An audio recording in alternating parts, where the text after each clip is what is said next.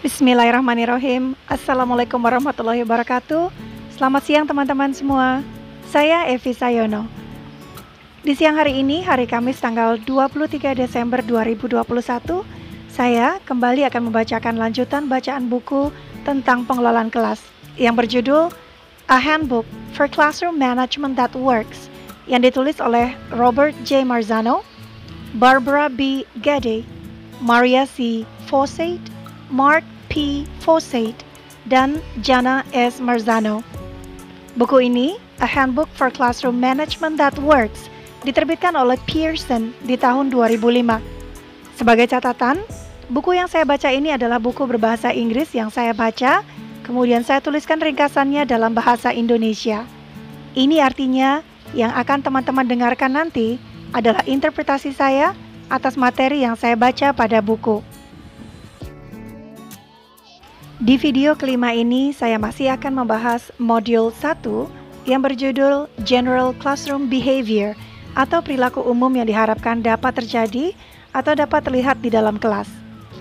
Pada bagian ini, teman-teman akan mendengarkan bagaimana rules atau aturan-aturan kelas kemudian diturunkan menjadi prosedur-prosedur pendek yang dapat langsung diikuti oleh siswa di kelas. Sebelum kita mendengarkan ringkasan modul 1 ini, jika teman-teman berkenan, teman-teman dapat mengklik tanda subscribe bagi yang belum subscribe. Dan juga klik tanda lonceng ya, sehingga teman-teman dapat langsung terupdate bila mana saya mengunggah video bacaan buku baru. Teman-teman juga boleh klik tanda like-nya. Jika teman-teman merasa bahwa akan ada banyak kolega lain yang perlu juga mendengarkan isi buku ini, monggo silahkan diklik tanda share dan bagikan link video ini di sosial media yang teman-teman miliki. Sehingga akan banyak guru lain atau teman-teman lain yang bisa belajar bersama-sama dengan kita. Terakhir, saya tunggu kritik dan sarannya di kolom komentar kanal saya ini ya.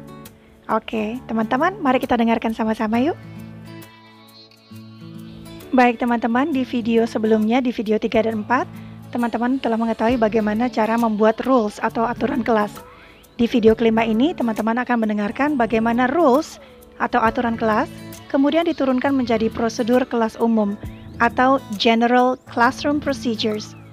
Contoh, prosedur untuk mendengarkan. 1.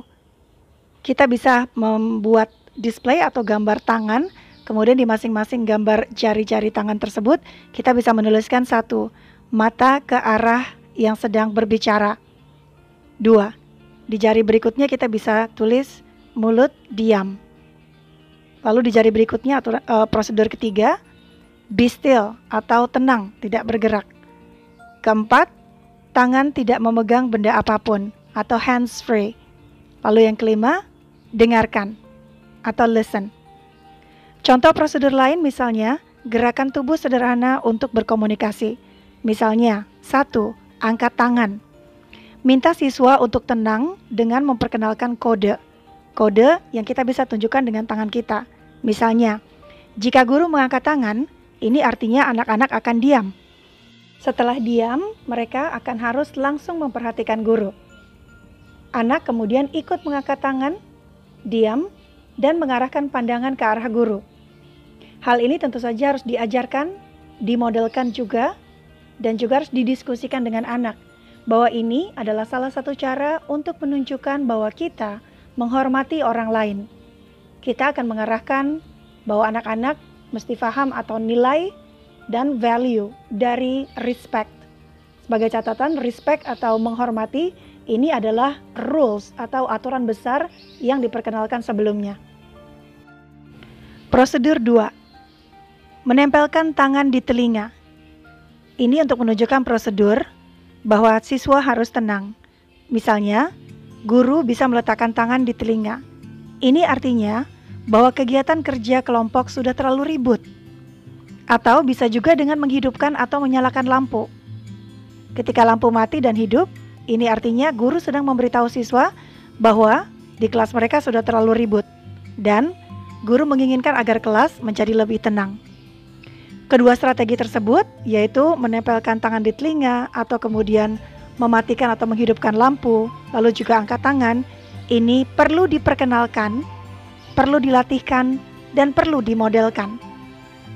Prosedur ketiga adalah menaikkan pensil atau buku.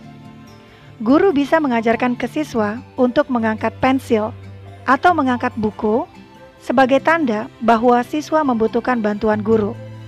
Setelah melihat bahwa siswa mengangkat pensil atau buku, maka guru akan mendatangi murid atau siswa untuk membantu. Menurut saya strategi ini cukup efektif untuk dilakukan di kelas, sehingga ketika ada anak yang tidak mengerti, maka kelas tidak akan menjadi berisik dengan siswa yang bilang, "Ibu, saya butuh bantuan, ibu ini gimana, ibu itu gimana." Jadi kalau angkat buku atau angkat tangan, kita bisa tahu anak-anaknya butuh bantuan, tapi kelas tetap dalam keadaan tenang. Strategi mengangkat tangan ke atas untuk menarik perhatian siswa agar memperhatikan kita, ini juga bisa digunakan saat school assembly. Atau school assembly itu kayak semua siswa berkumpul di sebuah ruangan, sebuah aula, untuk biasanya atau upacara bendera atau untuk performance atau pertunjukan yang dilakukan oleh siswa dari semua kelas. Nah biasanya anak-anak tuh kan akan ribut banget ya dalam satu aula gitu. Supaya gurunya nggak teriak-teriak nyuruh mereka diem, kita perkenalkan ke anak bahwa kalau ada di aula dan gurunya mengangkat tangan, siapapun gurunya, maka itu artinya semua anak harus memperhatikan guru yang sedang mengangkat tangan, lalu ikut angkat tangan mereka juga dan diam sambil memperhatikan gurunya.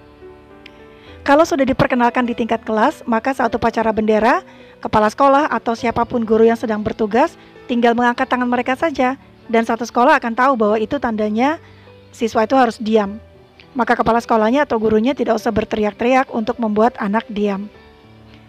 Untuk prosedur-prosedur yang spesifik seperti bagaimana cara mendengarkan yang baik atau bagaimana cara memberikan pendapat yang baik, disarankan untuk mengikut sertakan gambar dan ditempel di tempat-tempat yang anak mudah lihat, baik di kelas maupun di aula.